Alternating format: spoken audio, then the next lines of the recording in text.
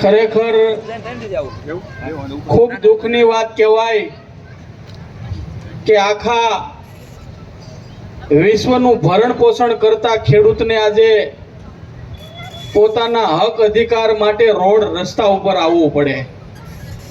અને ધન્યવાદ છે આ ખેડૂતો માટે લડતા,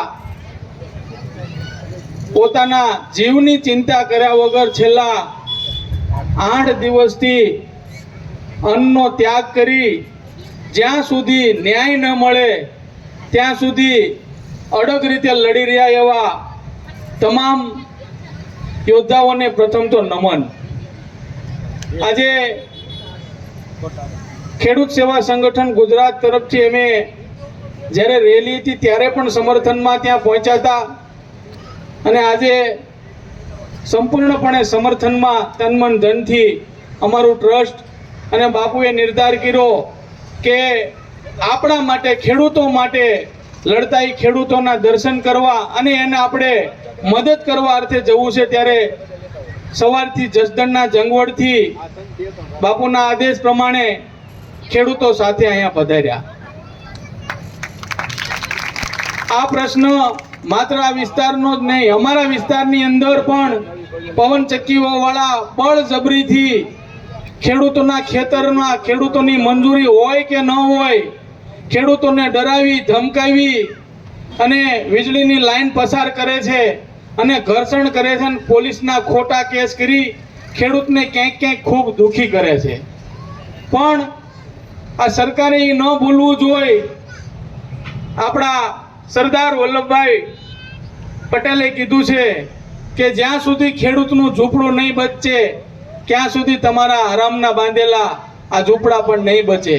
રાત દિવસ મહેનત કરતા ખેડૂતોના હક માટે જ્યારે વાત લઈને જાય ત્યારે આ દેશની અંદર કંપની રાજ ચાલતું હોય એમ કંપનીની વાત સાંભળવામાં આવે પણ ખેડૂતની વાત સાંભળવામાં આવતી નથી. ભારતની અંદર એકવાર આપણે ભૂલ કરી અને કંપનીને વેપાર અર્થે અહીંયા બોલાવી અને 200 વર્ષ આપણી પ્રજાને ગુલામ બનાવી.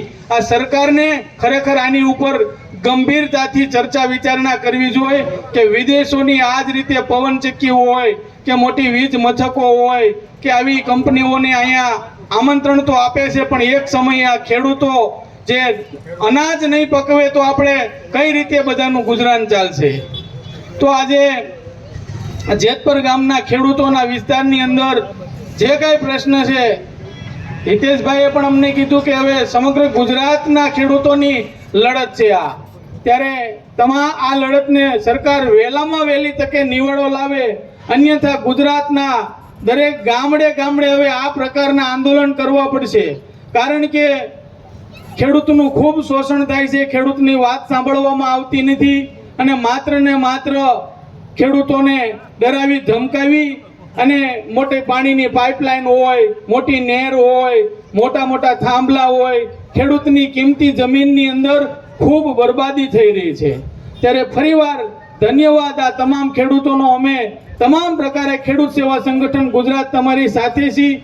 અમે પણ સરકારને પત્ર લખ્યો છે કે વહેલામાં વહેલી તકે આ નિવાડો આવે, અન્યથા તારીખ 30 થી અમે પણ વિછ્યા મુકામે આ જેતપુર ગામના તમારા માટે અમે અમારા તાલુકા મથકે ઉપવાસ આંદોલન કરવાના છીએ. જય જવાન, જય કિસાન.